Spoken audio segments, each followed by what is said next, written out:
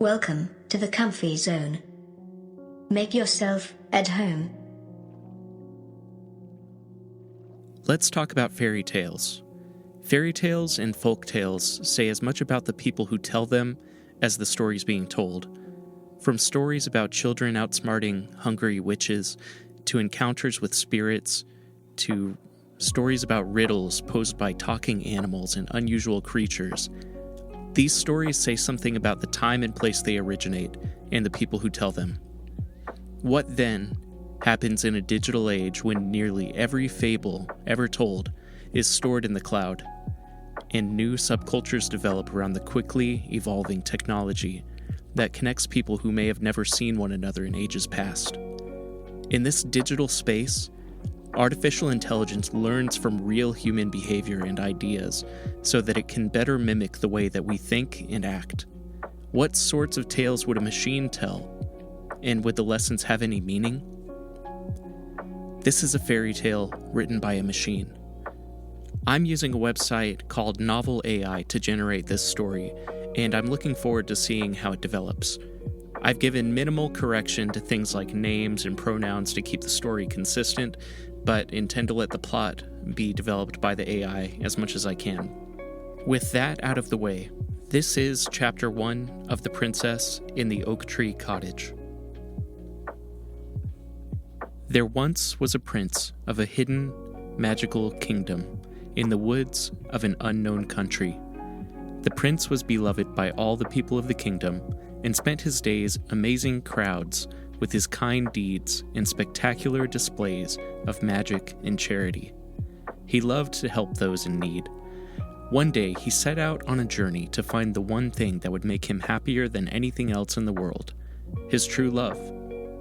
The prince traveled for many years through the forest and mountains, sleeping under trees or curled up next to streams where he could be found by no one but himself. His travels took him across the whole land, from the edges of the forest to the highest peaks, and everywhere along the way, he was greeted with cheers and adoration. It seemed as if everyone who met him loved him, and he had never been more certain that it would soon be his turn to fall in love and return their feelings. As time passed, though, the prince began to grow restless. When no one came to find him, when no lovers came knocking at his door, he grew anxious and determined to give up on finding anyone at all. In fact, he became so consumed by this thought that he forgot entirely about returning home to marry his true love. Instead, he wandered down paths less traveled into places only few dared to tread. This made him even more lonely and desperate. Soon, he didn't know what else to do but go deeper still. One day, the prince found himself deep in the darkest depths of the forest, surrounded by towering firs and thick underbrush. There were no other travelers here. He was completely alone. He pressed forward, not knowing why he was going any further. All around him, the air was heavy with the smell of old pine needles and rotting leaves, and it felt as if the very earth itself was trying to swallow him whole. He tried to keep walking, but his legs were weak and unsteady beneath him. The darkness was so thick that he could barely see his own hands before his face. Just then, a strange sound caught his ear. He turned toward it, and for the very first time in days, he saw something other than the endless shadows of trees and bushes. A light was shining in the distance, and the prince knew at once where it must have come from. The prince followed the light until he came upon a small cottage nestled among the branches of an enormous oak tree. The house seemed to be made entirely out of glass. From every window, he could see a breathtaking view of the surrounding forest, the stars, and the moon. He stood there for a moment, staring at the beautiful sight, unable to take his eyes off of it. For some reason, he couldn't bring himself to enter the cottage. As much as he wanted to, he just couldn't force himself to do it. Something about the place wasn't right. He couldn't quite put his finger on what exactly. The prince waited for a few minutes, but the cottage remained silent and empty. No one came to greet him, and no one appeared to be inside. Eventually, his curiosity got the better of him, and he decided to walk around the outside of the cottage to get a look at it from the front.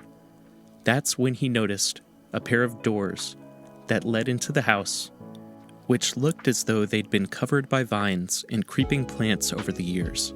Curious, the prince pushed open one of them and stepped inside. At first, everything was dark and cold.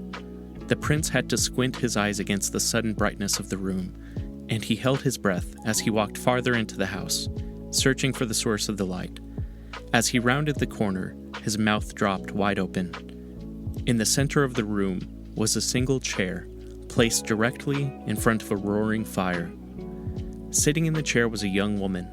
She wore a crown of flowers, her hair flowing down her back and sparkling in the faint light. A dress of soft green fabric draped from her shoulders, and she was holding a cup of tea in one hand. Her skin was pale as milk, and her lips were painted a bright red.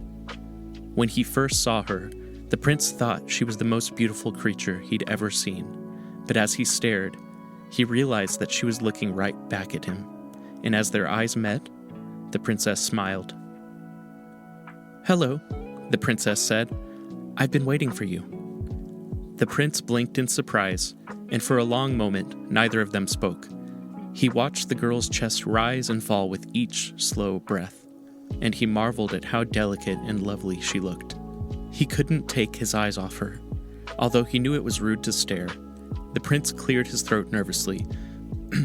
Hello, he replied, unsure of what to say next. "Who are you?" The princess nodded slowly, as if she already knew the answer to his question. "Olivia is my name, but I'm afraid that's not really important. What matters is that we're together now, aren't we? You can call me Your Highness if you like." The prince looked down at the floor, feeling embarrassed. Yes, that sounds nice."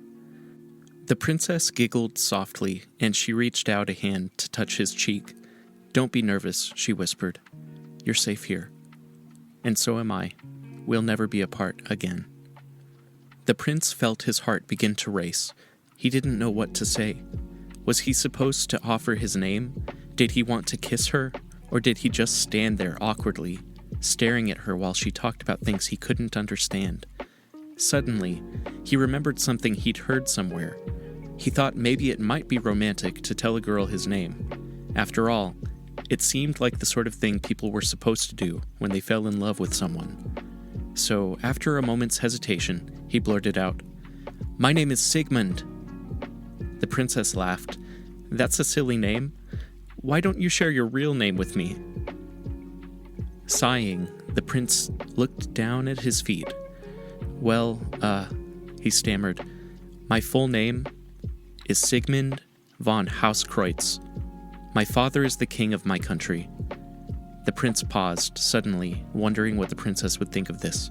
He braced himself for disappointment, but instead the princess beamed at him. "Oh, that's wonderful," she cried. "I've heard wonderful things about your kingdom." The prince was surprised to hear her say such a thing, and he wondered what she had meant.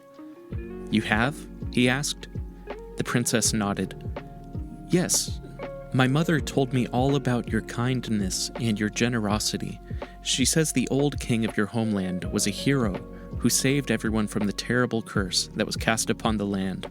And I've heard that you give away all your money to those in need. That makes you an amazing person, doesn't it? You're so brave and kind, just like my father." The prince blushed. "Thank you," he said quietly. "But, well, there's more to it than that.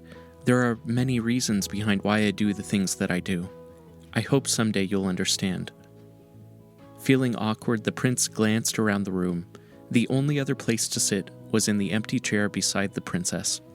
He took a deep breath and sat down, finding that it was surprisingly comfortable. It felt as though he could sleep in the chair forever. "So, where did you get that tea?" he asked. The princess smiled. "It's magic," she said. "A gift from a friend." "Magic?" the prince repeated. "In what way?" The princess giggled. "The food and drink in this kingdom will always taste delicious, no matter what it is. Even if you eat poison berries or poisonous mushrooms, they won't hurt you. You'll never feel hungry or thirsty either. All you have to do is ask, and the food will appear in front of you. It's very simple. The prince was shocked by these words. How does that work? The princess smiled. All you have to do is speak a certain word and everything becomes clear. Just say food or drink, and you'll see what I mean. That's all there is to it. The prince nodded. Okay, let me try. Drink, he muttered. Instantly, a cup of tea appeared in the air in front of him. Surprised, the prince grabbed the cup and took a sip. It tasted refreshingly sweet, like nectar. Wow, he exclaimed. This is incredible. The princess laughed. I'm glad you like it. I've made special magic tea for you. It has healing powers, so you should drink up right away. Here. She held out the cup to him again. The prince drank some more, then passed the cup back to her. Thanks, Your Highness, he said.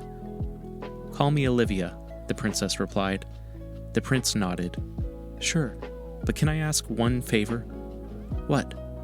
Can I come visit here often? Like every day? Olivia grinned. Of course,